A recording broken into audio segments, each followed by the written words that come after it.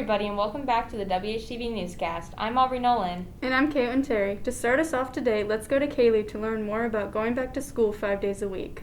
Hi, I'm Kaylee Linebeck here with WHTV, reporting on an important change here at Timberland.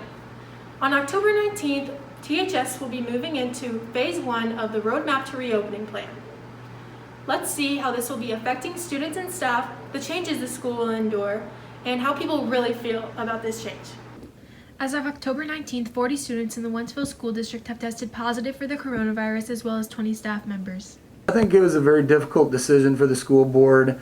I think you're trying to balance a decision for safety, but also academics for students as well. And we'd like to take them both very seriously. We know that social distancing will be a little more difficult in the classroom because we have a lot more students. Same thing at lunches, but that's why we're going to distance the lunch tables further apart and utilize more of our space, and also put the QR codes on the lunch table so we know which kids are sitting where. There are only 8 students allowed at a cafeteria table at a time. I think if we're practicing our social distancing and everybody's wearing masks and following the mask protocols, I think that we're going to be safe and be fine to be here 5 days. If you were within 6 feet of someone who tested positive within the time period of 15 minutes, you will have to be quarantined. The only reason I would be excited is to get good grades, get better grades than I have right now. But I am going to miss waking up whenever I want.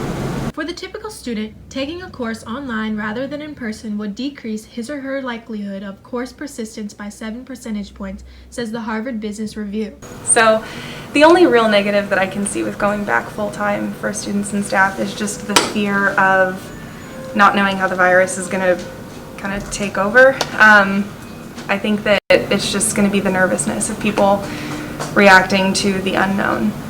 COVID-positive individuals will be isolated for a minimum of 10 days and must have a release from the St. Charles County Department of Public Health in order to return to school, says the COVID dashboard on the Wentzville School District website. Yes, I am very excited to come back to school because I was not motivated at home, and I'll actually get work done if I come to school. I think it'll be easier for the teachers because they won't have to do 2 classes at the same time because everyone will be in school. In a survey sent out, we asked how excited students were for Phase 1 on a scale of 1 to 5, 1 being not excited at all and 5 being very excited. Most students and staff chose a 4. If you have any questions about COVID in our schools, you can check Wentzville School District's website. If you have any concerns about the coronavirus in general, you can get information on cdc.gov. That was Kaylee Lineback reporting with Will Tischler behind the camera. Now back to the studio.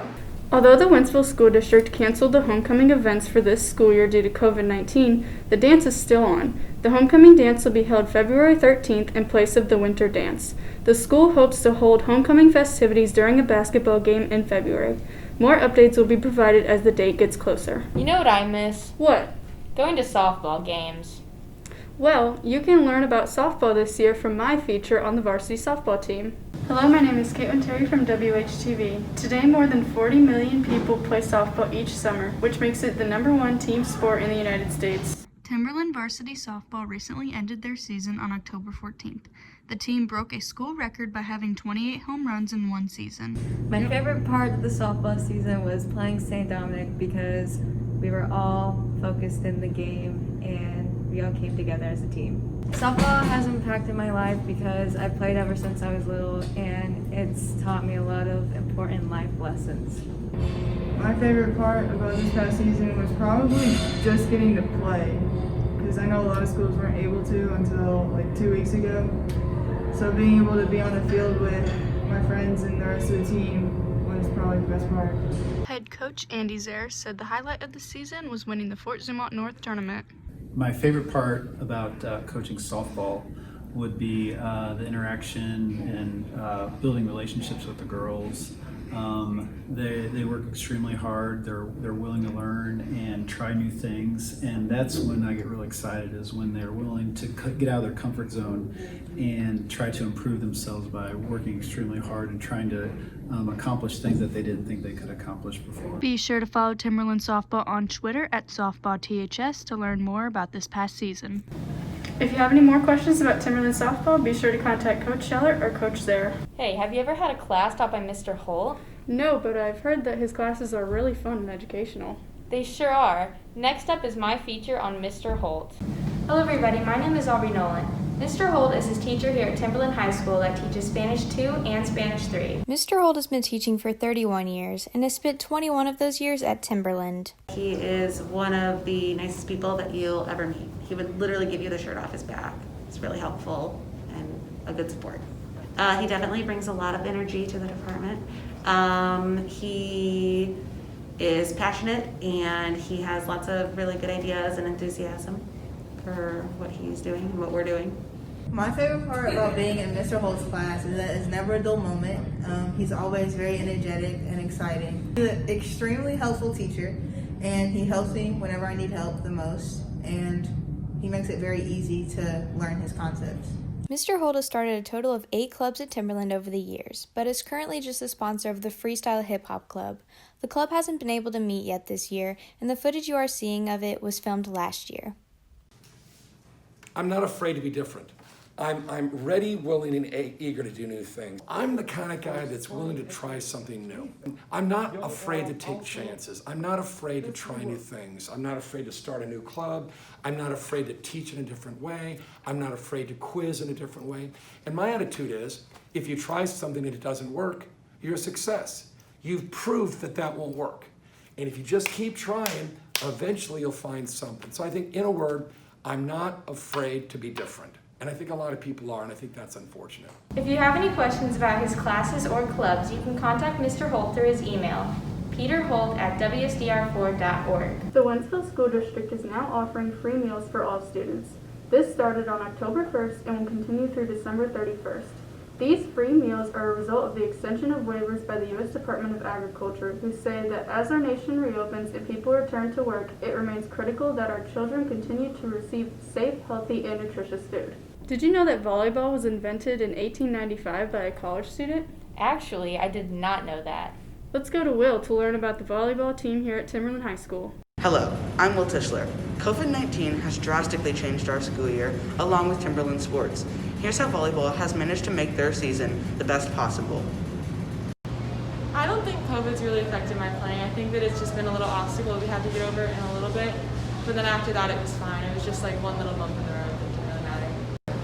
Our biggest disadvantage, I would say, is during practices we have to wear masks, and it's kind of annoying, but we can deal with it. The math situation was hard at first, but as practices went on, it got a lot easier. My favorite thing about my team is that we're all really close, and it's really easy for us to cooperate and communicate. COVID has affected my playing technique because I didn't get a lot of club time or practice time, so I didn't get to prepare for school really. So it kind of slowed me down for the season. The current varsity volleyball standings are 10-2-3. This means that they have 10 wins, 2 losses, and 3 ties.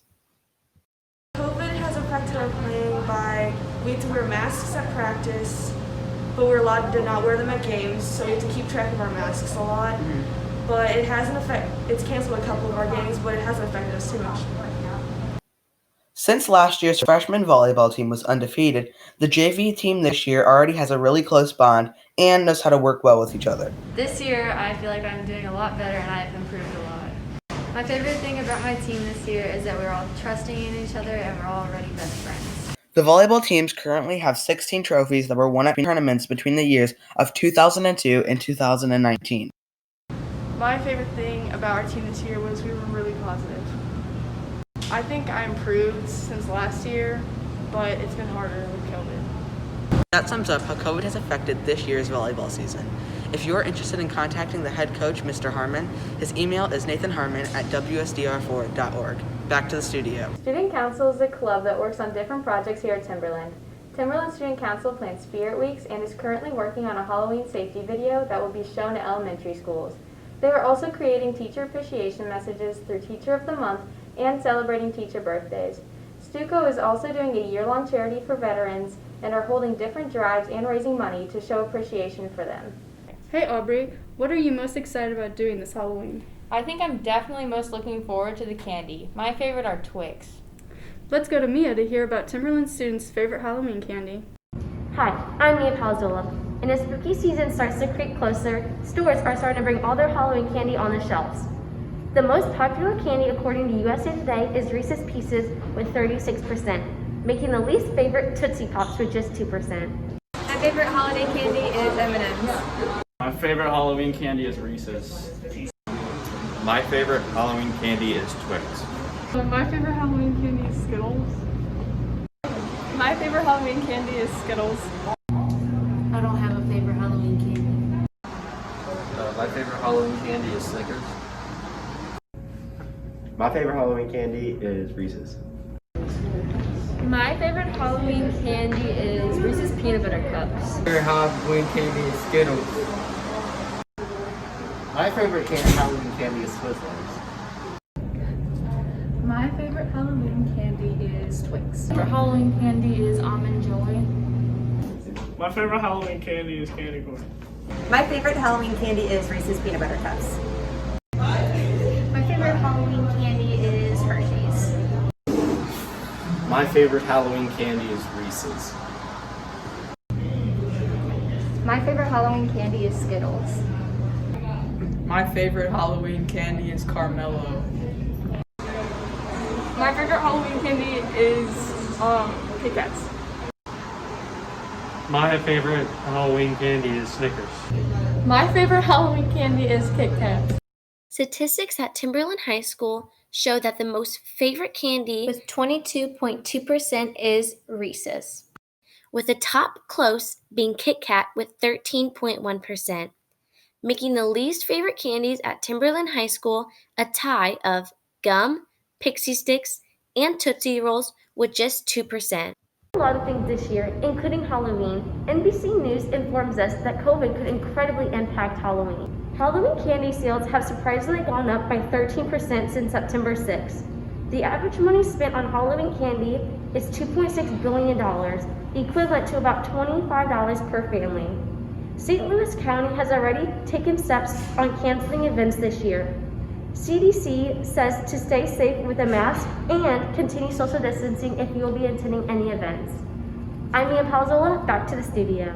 Did you see last year's yearbook? It was totally sick. Yeah, it was great. Did you buy yours for this year yet? No, I haven't. Let's go to Brooke to learn about how we can buy yearbooks.